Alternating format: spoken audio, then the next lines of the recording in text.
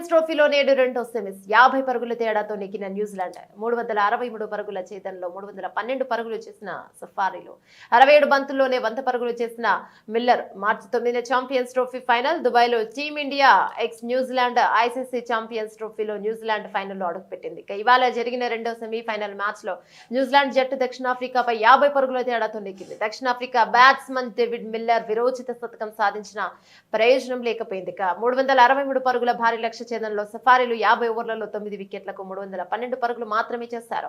Miller ఆట చివరి బంతికి సెంచరీ పూర్తి చేసుకోవడం విశేషం. ఓ దశలో దక్షిణాఫ్రికా 218 పరుగులకి 8 వికెట్లు కోల్పోయినప్పటికీ మిల్లర్ విధ్వంసక బ్యాటింగ్ తో స్కోర్ బోర్డును పరుగులెత్తించాడు.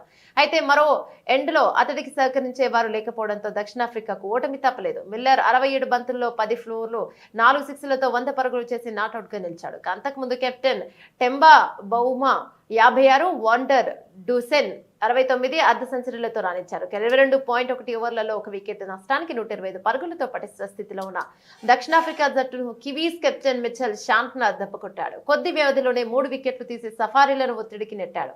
మాజీ కెప్టెన్ ఐడెన్ మార్క్రమ్ 31 పరుగులు చేయగా డాషింగ్ బ్యాట్స్మన్ హెన్రిచ్ క్లాసన్ విఫలం కావడం ఆ జట్టు అవకాశాలను దెబ్బతీసింది. న్యూజిలాండ్ బౌలర్లలో Santner 3, Matt Henry 2, Glenn Phillips 2, బ్రసిల్ 1, Rachin Ravindra 1 wicket తీశారు. ఐసీసీ ఛాంపియన్స్ ట్రోఫీలో ఫైనల్ మ్యాచ్ లో టీమిండియా న్యూజిలాండ్ జట్లు తలపడున్నాయి. మార్చి 9న దుబాయ్ లో ఈ టైటిల్ సమరం జరగనుంది.